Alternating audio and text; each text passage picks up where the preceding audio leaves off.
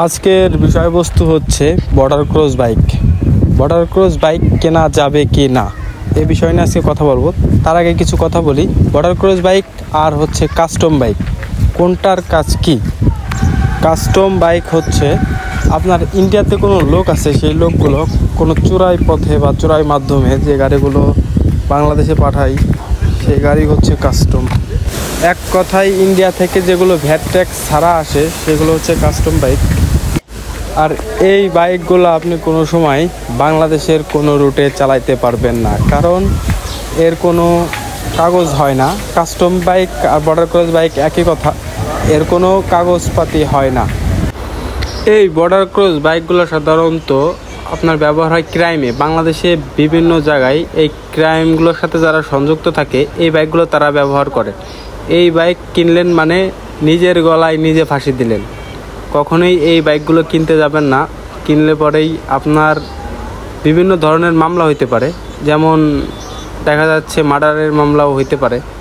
বিভিন্ন অবৈধ কাজকর্মে এই বর্ডার ক্রস বাইকগুলো ব্যবহার করা হয়, যা আপনাদের আলোকিত জীবনকে ধ্বংস করে দিতে পারে। তাই সবাই সতর্ক হয়ে এই বাইকগুলো কেনা থেকে বিরত থাকুন। অনেকেই আপনাদের কাছে এই বাইকগুলো বিক্রয় করতে চায়, কিন্তু কখনোই আপনারা তাদের ফাঁদে পা দেবেন না, কারণ আপনাদের কাছে এমন এমন কথা বলবে যে বাইকটা আপনি কিনতে একদম ইন্টারেস্টিং হয়ে বসবেন, যে 5 লাখ টাকার একটা বাইক 2 লাখ টাকায় আপনি কিনবেন, কিন্তু তার কোনো সিকিউরিটি নেই। যেমন MT-50 বাংলাদেশে মিনিমাম 5 লক্ষ টাকা, কিন্তু আপনি যদি ইন্ডিয়ার বর্ডার ক্রস বাইক আনেন তাহলে মাত্র 2 লাখ টাকায় আপনি আনতে পারবেন। এই সব লোভে পড়ে যারা এই সমস্ত কাজকাম করে তারাই বিপদে পড়ে। আসলে এই বাইকগুলো কেনা একদমই ঠিক না। আপনারা কেউ কখনো এই কাস্টম বাইক বা এই বর্ডার ক্রস বাইক, অনলাইনে আমি দেখি মাঝে মধ্যে প্রচুর পরিমাণ, মানে হিউজ পরিমাণ বাইক বিক্রি হয়। এই বাংলাদেশে এই যে টানা বাইকগুলো কখনোই আমার মতে নেওয়া ঠিক না।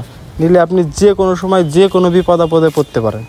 হতে পারে যে একটা বাইক কিনছে, কেনার পরে আপনার ওই বাইকটা দিয়ে একটা মার্ডার হয়েছে, মার্ডার হওয়ার পরে বাইকটা আপনি নিলেন, আপনি নেওয়ার পরে আপনি বাইকটা চালাইতেছেন, আপনি তো বাইকের হিস্টোরি জানেন না, না জেনে বাইকটা কিনে ফেললে তখন পুলিশ আপনাকে ধরবে, আপনি মামলা খাবেন, আপনার লাইফটা বরবাদ হয়ে যাবে। আর এর উপরে ক্রাইমের জগতে কোনো ক্রাইম নেই আমার মতে। আমি যতটুকু আমার ধারণা যে এই বাইকগুলো কেনার ক্ষেত্রে যে পরিমাণ ক্রাইম হয়, এই বাইকগুলোতেই ম্যাক্সিমাম ক্রাইম হয়। ছিনতাই, চাঁদাবাজি, এই খুন, মার্ডার, সব মানে যে এভরিথিং।